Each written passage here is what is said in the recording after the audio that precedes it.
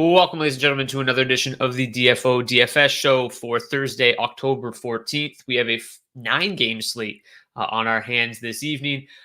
Pretty solid night again last night. A lot of my value plays hit. I had a pretty decent night, but I literally played a hellebuck everywhere, and that was a huge mistake. The Ducks surprised. The Jets didn't. The Jets looked great. John Gibson was outstanding for most of the evening. So I went wrong there in net, kind of burned me overall. Hope you guys had a more successful night than I did, but Hendrix Lapierre got on the board. A couple other of our other value plays hit. Nick Ehlers looked outstanding. But yeah, I'm not going to waste too much time talking about last night because we got a 9-gamer on our hands. Clint says intro music sounds like NHL 94. It is. It is NHL 94. I'm surprised they haven't shut me down for it yet, to be completely honest with you. But all right, 9-game slate tonight. A lot of new faces getting the start in net for their new teams, making their debuts.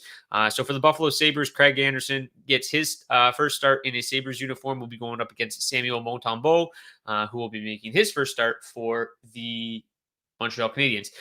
Ottawa will host the Toronto Maple Leafs. Anton Forsberg will start for Ottawa. Matt Murray was on the ice this morning, still under the weather, though, so they'll go with Forsberg. Tonight, Peter Mrazek makes his Maple Leafs debut. Igor Shesterkin will start the Rangers home opener after Alexander Georgiev went last night. Braden Holtby will make his Stars debut in the opposing net. The Carolina Hurricanes will have Frederik Andersen making his Hurricanes debut. Ilya Sorokin expected to start for the Islanders. They didn't really say, he's starting for sure, but I mean, he's starting for sure. Semyon Varlamov is still out. They're not going to start Corey Schneider in their season opener, so it's definitely going to be Sorokin. Just too obvious. They didn't even really, confirm it. Elvis Merzlikins starts for the Blue Jackets against Carter Hutton for the Arizona Coyotes. Again, another debut for Carter Hutton. I can't wait until this first night so I can update all of these headshots. It drives me nuts seeing the Buffalo Sabres, but whatever. That's just a little OCD in me. Sergei Bobrovsky goes for the Panthers. Most likely going to be Tristan Jarry for the Penguins, but again, unconfirmed. So tune in during warmups. That'll be 6:30 p.m. Eastern when that gets confirmed. Alex Nedeljkovic expected to make his Red Wings debut. Most likely going to see Andrei Vasilevsky in the Lightning crease. For the Predators, it's going to be UC Saros, most likely. And then Philip Grubauer expected to make his second straight start for the Seattle Kraken. And then in the final game of the evening, 10:30 p.m., we've got Cal Peterson starting for the Kings and Robin Lehner for the Golden Knights. So again, big 9-game slate on our hands, a couple teams on back-to-backs. So we'll break each one of these games down, maybe a little bit more quickly than we normally do because it's 9 games after all. If you guys want to follow along, take a look at these charts as I go. They are available on Daily Faceoff right now. If you are a premium member under Fantasy and DFS 5v5 score. And it'll just take you to a little explanation about how everything is used. And then just click this link here and you will get the Google Sheet and follow along if you'd like and check it out after the show. So anyways, at the top, we've got Florida 1. Looks like the best play on tonight's slate. Pittsburgh 1 in the same game looks pretty good as well. Again, we'll break every game down. But just looking at the top here, we've got Tampa Bay 1 looks good. Toronto 1 in a nice spot. Montreal 1 looks like they're in a good spot. Vegas 1 looks solid as well. A lot of the top lines, a little bit surprising to see Arizona. Again, we'll kind of get into each game and why these guys pop up at the top. Since it is a new year, I'm sure there are some new viewers in here. Just to explain really quickly, 5v5 score is what we look at. Basically, what that means is I take a look at every single team or every single line's matchup, who they're going to be playing against based off previous games, and then how their offensive statistics match up against the opposition's defensive statistics, and try to figure out which lines are going to produce the most scoring chances, most goals, most shots on tonight's slate. And then all of that's boiled down into just one number, and then that's what we call 5v5 score. Still playing on Discord this year, starting to pick up in there. I got to be completely honest with you. I completely forgot about the Discord channel. I don't use Discord in my day-to-day life. For the premium subscribers, there will be a Discord. I'll have to hop in there soon and clean it all up and make sure everything's going well. And then, Discord will definitely be a thing again this year. To be honest with you, completely forgot about it because I don't use Discord very often. So, all right, let's go game by game here. We'll start up top with Montreal and the Buffalo Sabres. So again, like I said, Montreal 1 looks like the best target on this slate. Buffalo 1 looks okay as well. Montreal 2 slightly above average. The other lines not so much. In terms of the matchups in this game, not a whole lot really to stare at. Buffalo 1 is probably going to avoid the Nick Suzuki line most of the night. and go up against the second and third lines of the Canadiens. So, Buffalo 1 did look pretty solid. Overall, last year, Casey Middlestad finished the year pretty strong. He'll have Jeff Skinner on his wing to start this year. They look pretty solid. The offensive score isn't crazy through the roof, but 29 scoring chances, 4/60 is pretty decent. Exactly 50 Corsi for percentage is, means they're, average. Defensively, they're actually pretty good as well. And like I said, they're going to be going up against this middle six of the Montreal Canadiens. The second line, the Christian Dvorak line, again, too small of a sample size to really know what's going on or how that line's going to play. But based on kind of some previous numbers with some of the guys on that line, defensively, they don't look like they're going to be super strong. But again, early in the season, it's kind of hard to get a real read on every one of these lines with all the new faces in new places. So it looks like a pretty decent matchup when Buffalo 1 is going to be going up against Montreal 2, but when they're up against Montreal 3, they're going to have a tough time. Again, if you're new, blue is good, red is bad. So on the left side of the table, you want to target teams with blue. It means they're good at offense. And then you want to have them go up against teams that are blue in the defensive side because that means they're bad at defense. So blue is good. Again, now look at the Montreal side of things. Montreal 1, expect to see the middle six of the Sabres, with Montreal 2 kind of handling the top line and the third line. So the Sabres, they are, pretty bad defensively. This bottom 9 is pretty brutal. Defensively, again, the top line is pretty good. So it should be a nice matchup for Montreal 1. So when they're going up against line 2 and line 3, they should be able to have their way, with this middle six of the Sabres. So I do like Montreal 1 quite a bit tonight. The only problem I have is Tyler Toffoli at 7,100, very expensive. Caulfield and Suzuki were bumped up too. They were too cheap the other night, but still pretty reasonable. Craig Anderson's 40 years old, not the same goalie he once was. So I think that Montreal will be relatively popular tonight. So if you want to maybe go to a less popular play, Montreal might not be the option, but there's plenty of options on tonight's slate, and we'll get to all of them. But Montreal 1 looks like they're in a really, really good spot. Drouin and Anderson are interesting as well. I mean, if you want a full stack for 11,600, that's fine. They will definitely be less expensive than the top line, less popular than the top line. Drouin scored in his first game. Anderson looked really solid as well. $3,500 and $3,600 respectively. And then, the top line matchup's not going to be great, but the third line, they should be able to have their way with them. So that is that for that game. Toronto now will go to Ottawa after beating the Canadiens 2-1 last night.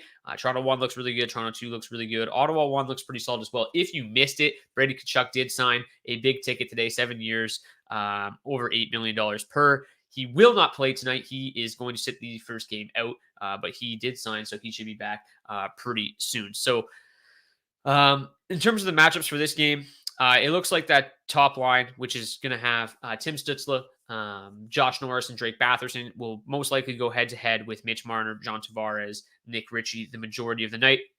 Second lines will go head-to-head as well. So if we take a look at how that looks in terms of matchups, the top line for the Senators was pretty solid defensively last year when Stützle was on that line.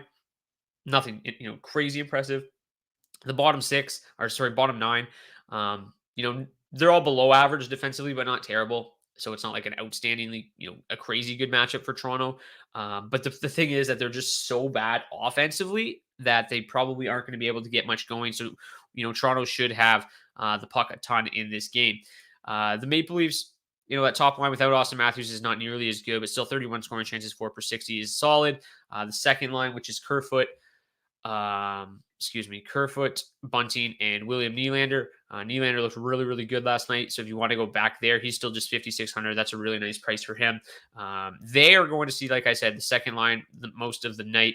The second line, of the Senators right now, based on the numbers that I've got, is their worst defensive line. So I think Toronto will probably be fairly popular as well with Anton Forsberg getting the start. I like Nylander.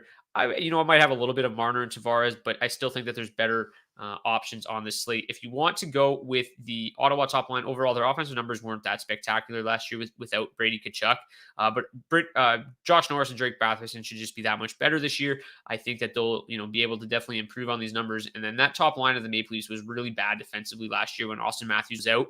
Tavares and Marner, pretty brutal defensively. So there is options in this game, and I do like Ottawa 1 if you want to play, a lower owned stack, and I really like Drake Batherson. I really like Josh Norris. I will play those guys a ton this year. Full stack, 13,300 is very reasonable as well.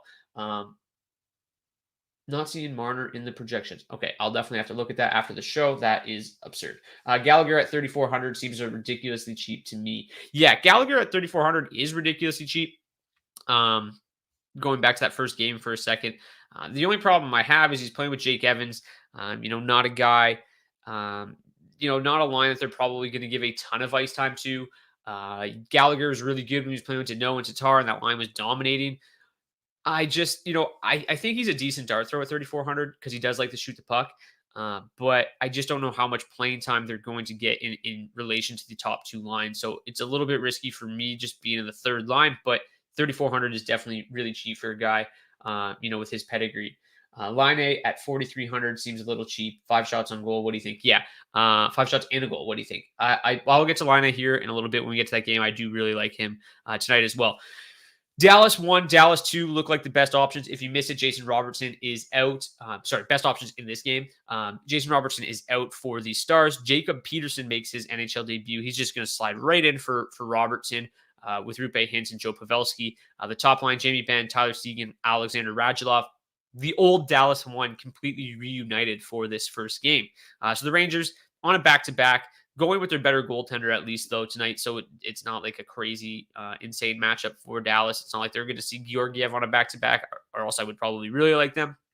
The Rangers, when they're on home, they do hard match a little bit. Not crazy, though. About, half of each line's ice time, basically head-to-head with the other top line against top line, second line against second line, so on and so forth.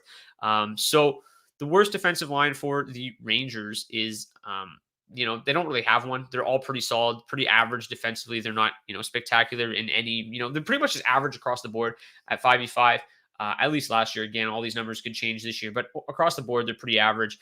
Dallas 1, that Seguin, Benn, Radulov line, if they can find their old form, they were outstanding for years. So I do have a little bit of interest in them going up against this advantage ad line. Advantage ad line, 47.5, Corsi 4. I think it's a pretty good matchup, especially on a back-to-back. The Stars should be fresh. I mean, Radulov and Seguin have barely played hockey in the last year, so they should be ready to go. I do like them quite a bit. The offensive numbers are just terrific. 58.4 expected goals for percentage is outstanding. 32 scoring chances, 13 high danger. Just ridiculous numbers. I think Hintz and Pavelski are solid as well.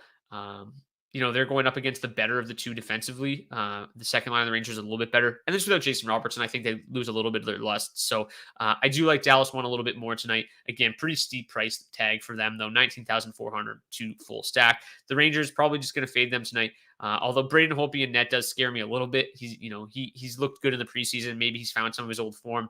But overall, the Rangers, like I said, just pretty mediocre offensively at 5v5. Can they get it on the power play? Sure. But there's better options on this slate, in my opinion. So I'm not going to go there this evening. Fourth game, we've got Carolina versus the Islanders. Everybody seems to love the Islanders. They are like the trendiest pick of all time this year. I'm a big Hurricanes truther. So I find myself wanting to play the Hurricanes tonight, but this is probably not the best spot. The Islanders are still a pretty solid defensive team. Ilya Sorokin really, really good. In terms of the matchups, it'll basically be Jordan Staal going head-to-head with Matthew Barzal all night. It'll be Sebastian Aho against Brock Nelson line, the Vincent Trocheck line against the John Gabriel Pajot line, and the fourth lines will duke it out. So very easy game to break down from a matchup perspective. Like I said, though, the Islanders, pretty good defensively. Their worst defensive line, if you can call it that, it's just slightly below average on tonight's slate, is that Barzal line, but you really probably don't want to be targeting the Jordan Staal line. With Niederreiter and Jesper Fast on his wing. You definitely want to be looking at these top two lines, which are by far their best lines. So with Aho going up against the Brock Nelson line, I think that's probably the best case scenario. The Pajot line's really good defensively, so I think it's going to be hard for that Trocheck, Svechnikov, Teravainen line, although it is a very exciting line on paper. I just don't love this matchup. So if you're going to be targeting the Hurricanes tonight, I think you're going to want to do it through that top line. It's just a little bit better of a matchup. The numbers for them are really, really solid. 29 scoring chances for, 12 high danger. That second line looks really, really good as well. Obviously, like the offensive score is better than Carolina one, but the matchup's not quite as good. I don't know if you can really go wrong, I don't know if either one is a great play, but they should be low owned because it is a tough matchup. The one thing that is interesting, though, if you do play that top line, you've got Kotkaniemi at 4,000, Trocheck Aho at 7,000, and then you've got Netchess at 4,700. So pretty cheap there. I just want to make sure that this price is correct and I didn't mess anything up. Is Svechnikov actually 4,500? Because that would just be absurd. Let me just double check that. If anybody knows that for sure, that's just insane. Because then I slightly have a little bit more interest in them. Yeah, so he's actually 4,500. So maybe I do have a little bit of interest in Carolina too. I didn't realize he was only 4,500. That's absurd. So yeah, both lines are pretty good. 15,700 to full stack, both of them. So kind of just pick your poison. Like I said, though, the matchup's a little bit better for Carolina 1. Carolina 2 looks good. So he is 4,500. I know that's absolutely nuts. The Penguins are starting to Smith tonight. Okay. Yeah. See, this is the one problem with me doing the show at 5 o'clock is a lot of these goaltending confirms come in while I'm live. So that's good information. Appreciate that. While I'm live, I'll have to try to confirm him as I'm doing tonight's show. Casey Smith, yes, will indeed get the start. Retweet that for now. The matchups tab on the sheet is TOI projection together. Yeah. So that's basically like, obviously they're not going to be playing together for the entire evening. Obviously lines can shift in the game, but this is basically just their percentage ice time that they get for their team at 5v5. So Carolina 1 plays about 28% of the Hurricanes 5v5 ice time, so on and so forth. All right. The Blue Jackets and the Arizona Coyotes. So, these numbers are just absolutely disgraceful for the Blue Jackets. That team with Tortorella last year, it just wasn't working. Again, I think that there's probably some line combinations they can put together to unlock some offense here. Maybe it's just the coaching change that will get it done. If it's not, then they're going to struggle because with Texier and Laine together last year, they were terrible. 13 scoring chances, 4/60. That's horrendous. But yeah, none of these lines were very good last year, the way that they're currently constructed. So I am a little bit concerned about that. However, the coaching change, going to Brad Larson, he had some of the higher scoring teams in the AHL when he was coaching their AHL affiliate. So does he bring a different, more up-tempo, higher offensive side of, style of hockey? Hopefully. I think that's what everybody's hoping for. Everyone is hoping for a Patrick Laine bounce back. So I do like Laine tonight just because of the price tag. As we mentioned at the top of the show here, he is only 4,300. It's ridiculously cheap. I like him as a one-off play. I'm probably not going to go too crazy on this game. I think that obviously Carter Hutton's not good. This Arizona Coyotes team is absolutely terrible. So, like, is there a way where the Blue Jackets dominate this game? Sure. But I kind of just want to take a wait and see approach with this team and just see what they look like under the new head coaching staff. So if you want to play them tonight because it's such a good matchup, I think that's fine. If you want to completely disregard these numbers, go for it. Like Laine at 4,300 is too cheap. Gus Nyquist even at 3,600 is probably too cheap. Cole Sillinger, made the team because he obviously impressed in camp. Really, really good numbers in junior. That's why he made the team. Oliver Bjorkstrand, 4,900 is too cheap. This whole team is too cheap. So if you want to go there, that is fine with me. If you want to completely disregard these numbers and hope that it was just a Tortorella effect last year, then, more power to you. I think that's a fine play. The one thing I'm probably not going to play any Coyotes forwards, but Jacob Chikrin is way underpriced as well. No, he's not actually. He's 6,200. So there's something going on in our projections tab that has him. I saw him at 4,700 earlier today. Maybe that's on FanDuel. I could be mistaken. So never mind. Jacob Chikrin is at 6,200. So that is not unreasonably priced. I think I was looking at FanDuel earlier in the day. And if he is on FanDuel and that's where you guys are playing, if he's 4,200, then just, fire him up. He's the only guy that can shoot the puck on that entire team. So FanDuel. Okay, perfect. I mixed those two up earlier because I was like, how is he so cheap? Because he was popping up as a crazy value play, which makes sense. 4,200 for that guy is insane. All right, Florida and Pittsburgh is a really, really interesting game for me tonight, especially now with Casey DeSmith starting. I was all over the Panthers earlier. I am for sure now going to continue that. So there's a couple of reasons. Penguins look very, very good. For whatever reason, Mike Sullivan can get that team to play when his big dogs are out. They work hard. They make it hard on the opposition. But Florida really this year looks like a powerhouse. They want to prove that they are a great team. They want to be the best team in Florida. And what better way to show that at the start of the year than to go out and put an ass whooping on the team that just beat the shit out of the Lightning?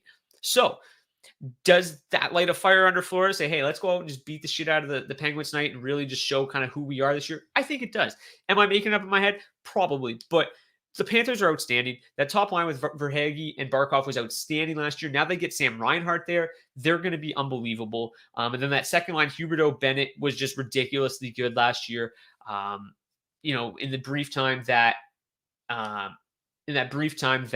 Bennett was there, they were really, really good together. Tippett's played some time there. I look for Tippett to be a breakout player this year. If you're in season-long leagues and he's still available on free agency, I really like Owen Tippett.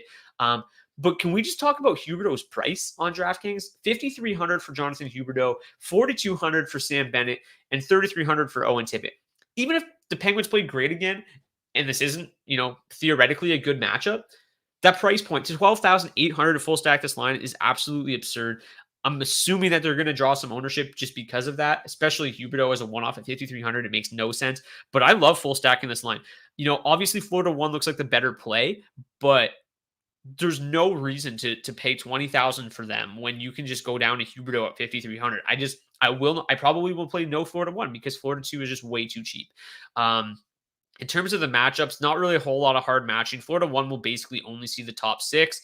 Florida 2 will kind of just see, pick up the scraps from everybody else.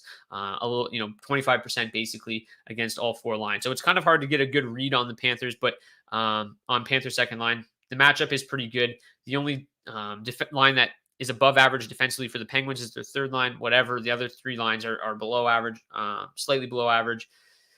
So yeah, Florida 1 offensive numbers are insane. If we take a look at the offensive score here, they're the best offensive line on the slate, but the second best offensive line is Florida 2. So I love them at that price. There's just really, especially with the Smith getting the start now, it's absolutely good. Tippett was good in the preseason. Yeah, he was. And he's going to continue to get better. Very highly touted prospect, now playing with outstanding players. I love Owen Tippett this year. So yeah, I don't think I need to really talk you guys into this. Florida 1's outstanding. Florida 2 is way too cheap. The matchup should be pretty solid.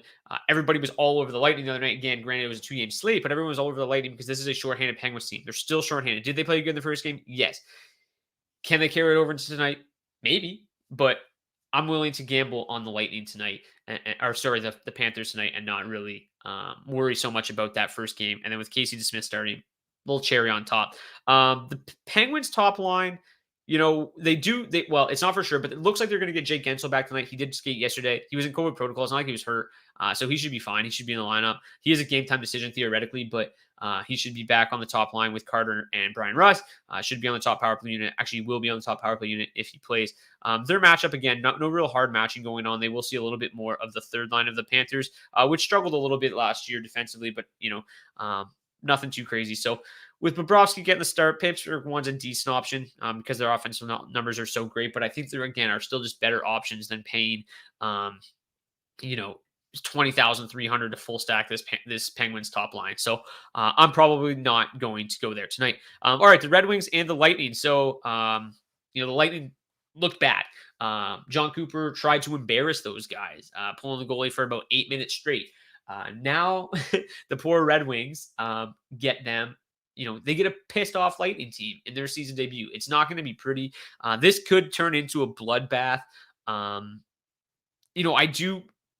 This might be biased. I'm a Red Wings fan. I got the Larkin jersey above my shoulder. I do think the Red Wings are going to be a better team this year. Getting Lucas Raymond is going to help. Getting Moritz Seider is going to help. Getting Nick Leddy is going to help. Getting Alex Nedeljkovic is going to help.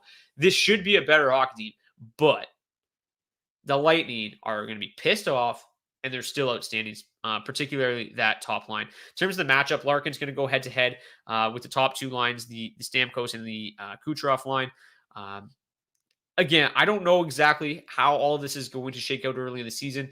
Luke Glendening did a lot of the heavy lifting in tough matchups last year. Are they going to put that same pressure on Mitchell Stevens, especially in his NHL debut against his former team? Maybe not. So the matchups in this game could change a little bit, but it really shouldn't matter a ton. The Red Wings as a whole, not great defensively. The Larkin line is pretty solid, but the rest of the team, not very good defensively. So Tampa Bay 1 should have their way tonight. People will probably flock to Tampa Bay 2 because they did all the damage in the first game, but it really didn't matter much. Like up to that point, they didn't do a whole lot. And at 5v5, Cirelli, Killorn, and Stamkos really have never really been that great. Stamkos I love on the power play, but the other two, I can take it or leave it with them. So again, I'm probably going to target that top line with Kucherov and Braden Point. Still, Point down below 7,000 is way too cheap. Kucherov up to 8,400. I'll probably leave Pilat off just because he's not on the power play unit. That's where he did a lot of his damage last year. He won't be on that top power play unit anymore. But at 4,600, he's a decent one to just kind of throw in with them and full stack and get that full correlation going. So there's really no reason to dislike the Lightning tonight. If Vasilevsky starts, there's really not a whole lot of reasons to like the Red Wings. If you want to fire up like Lucas Raymond, because it seems like every rookie's been scoring this year, fine, but he's not minimum price like Hendrik Lapierre was the other night. Moritz Seider at 2,700, maybe a fairly interesting deep punt. Should be heavily involved for the Red Wings this season. Should play a ton of minutes at 5v5. Is going to see PP2 time as well. Can you describe quick what your DFO value is and how it's different from points per dollar? Yeah, so basically all it does is it inflates the projection so that the players with the higher projections still grade out well, because you don't want to just play the guys that are all the best points per dollar guy necessarily, because you still want to play the best players. So it inflates their projections and then divides by points per dollar. That way you're still getting higher projected players at the top. They're still good value at their price because they're projected so high. You're still going to get your good value plays in there as well. Your good points per dollar guys will still show up, but it just inflates the projection so that you're still getting the best of the best value plays from how much they're projected for at their current price point. So, all right. 8th game of the night, Seattle and Nashville. Again, this is hard to break down because we don't know anything about Seattle. We have no line information or like no lineup statistical information from any of these lines. They played one game together. You can't use that. It's too small of a sample size. So in terms of the matchups, not really a whole lot going on. It'll kind of be like first line against first line, second line against second line. Maybe top 6 against top 6, bottom 6 against bottom 6 for the most part. The Predators are a very solid defensive team. All 4 lines grade out above average defensively. Offensively, though, they're very boring. This should be a low scoring game. I probably won't target it at all. I nailed the Morgan Geekie and Ryan Donato play on night 1, which is great. It was 2 games. There's many other value plays tonight that I'm probably not going to go there. They didn't play a whole lot. I think Morgan Geekie is going to have an outstanding season. I really, really like him. In dynasty leagues, pickup, stuff like that. I really like Morgan Geekie. He will have his nights. Tonight, probably not the one. The Predators are just a pretty good defensive team. This should be a low-scoring, low-event game. If you want to play Seattle, I think the top line is the way to go. They played a ton. Jared McCann, Jaden Schwartz, and Jordan Eberle, they played a ton in that first game. So if they're going to continue to lean on them very heavily, then, that should bode well for them as well. Alexander Wenberg, Marcus Johansson, and Jonas Donskoi were outstanding in that game. I think they had like an 83% Corsi 4. They dominated. Marcus Johansson's out, but Alex Barré-Boulet is supposed to step in for him.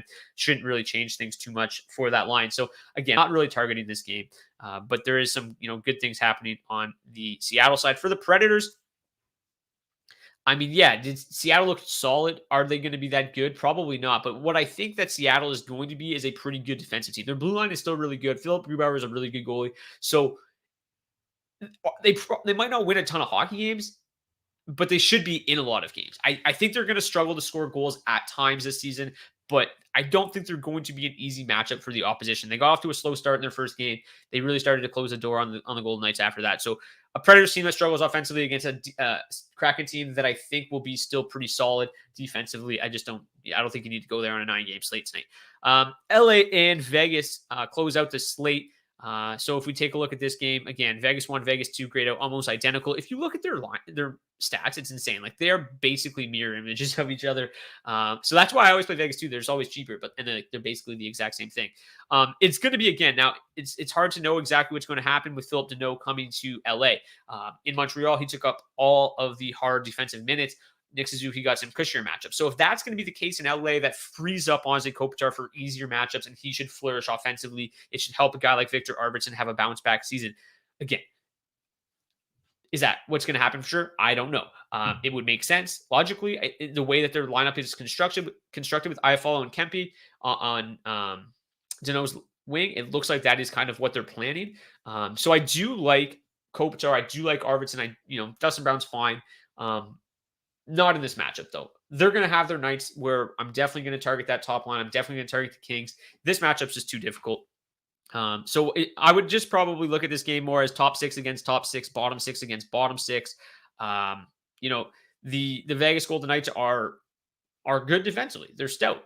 They're all above average defensively on this slate. The Kings top six, however, is also very good defensively. It's their bottom six that struggles. So, you know, I don't think that Vegas is an overwhelmingly great play tonight. I think they're fine. I would probably pay up for other options like the Lightning, like the Panthers, as opposed to paying up for Vegas. I think this Kings team is definitely improved, and it might not be a very high scoring matchup. So I do like Vegas 1 and Vegas 2 a little bit, but I'm not over the moon. I think they're going to struggle. Like if you're spending your entire playing time, the entire time you're on the ice, you're either up against Philip Deneau or Anze Kopitar. It's not easy. It's not going to be easy. This is going to be a tough Kings team to play against.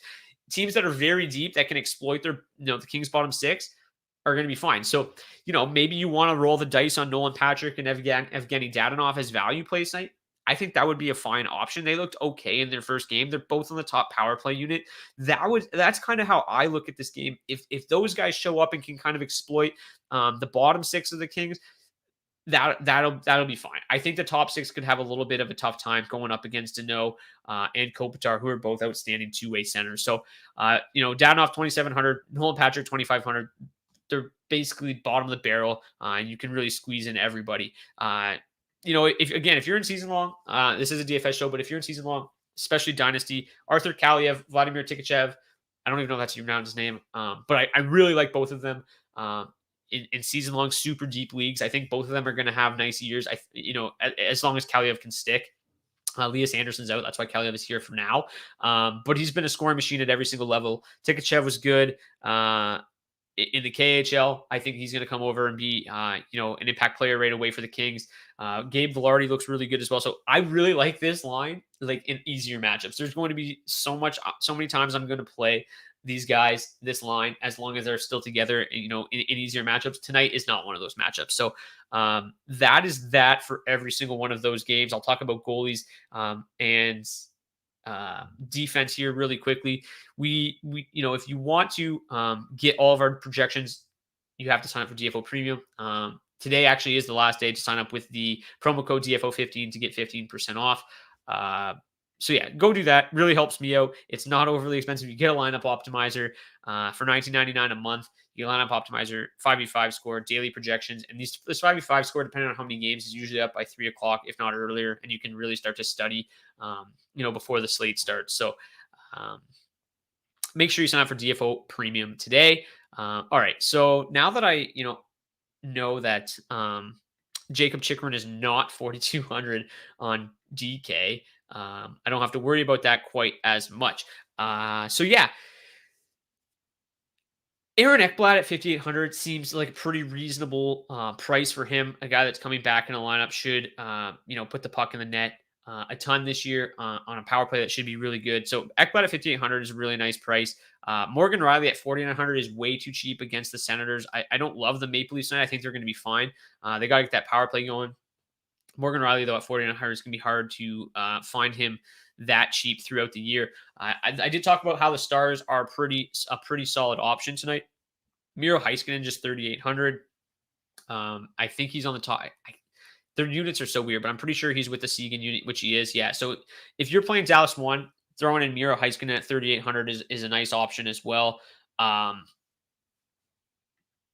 Sorry, just kind of going along here. I wish yesterday I would have listened to my own projections. I had Jack Campbell at the top as opposed to playing Connor Hellebuck. But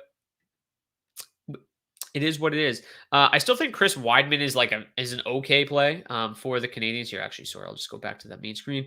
Chris, he's still minimum priced. He is going to see power play time. Really, didn't do much last night, but his minimum price, a guy that's going to get power play time, like I mentioned, it's going to be hard to find. Guys like that. You've got basically him, Rasmus Sandin. Sandin obviously paid off pretty well last night. So yeah.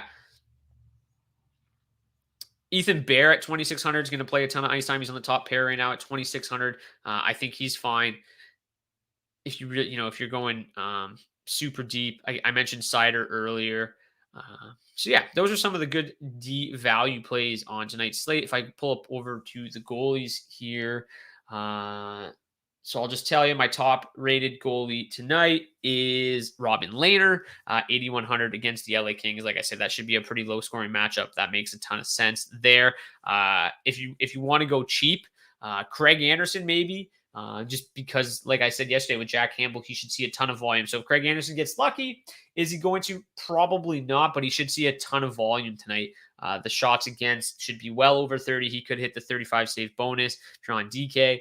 So I think if you're really trying to save some money in between the pipes, Craig Anderson is going to see a ton of volume. I also really like Philip Grubauer at 7,400. Like I said, the Nashville Predators are not a team.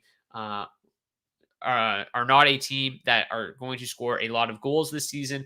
I think that Seattle is going to be pretty good defensively. So Philip Grubauer at 7,400 is a really nice price.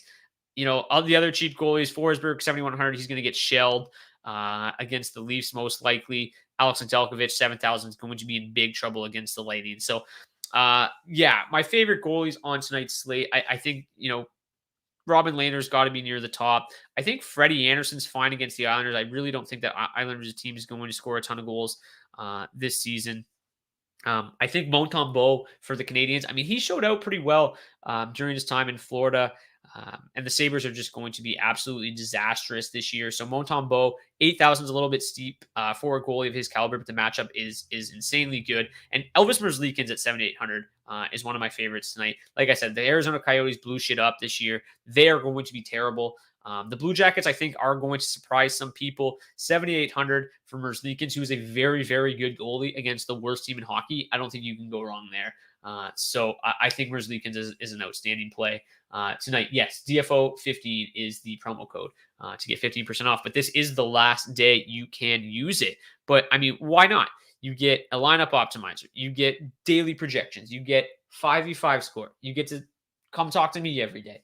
And then, as somebody mentioned earlier, there will be a Discord channel where you can go and chat with other guys and feed off each other and build lines and have a great time. So yeah, that Discord channel will be up and running again soon. It sounds like it's still running without me, but it will be. You guys can all join it once you join DFO Premium. So please go do that. It helps out a lot. So I hope you guys have plenty of luck tonight. Win some more money. We'll be back here tomorrow for Friday's DFO DFS show. I think it's a 3-game slate. Saros was amazing down the stretch last year. You were on him before his long winning streak. Yeah, I love UC Saros. He's absolutely terrific. I think Saros is a fine play tonight too. I think that the other goalies I'd spoken about are I can at least kind of bank on them winning a little bit more, just because the team in front of them is better. He's just not gonna have a ton of goal support, I don't think, this year, which is going to be his big issue. But he's an outstanding goalie. The matchup's pretty decent against a Kraken team that, again, I don't think is going to score a ton. And then, so for tomorrow, we've got 1, 2, 3 games. Philly and Vancouver, Jersey and Chicago, Anaheim and Minnesota. Kind of a slate. But hey, it's Friday. We'll be drinking beers. We'll talk DFS. So enjoy your evening. Good luck on whatever site it is that you play. Win some money. We'll see you guys back here tomorrow night. Merzlikins versus Craig Anderson. Merzlikins for sure. Goodbye.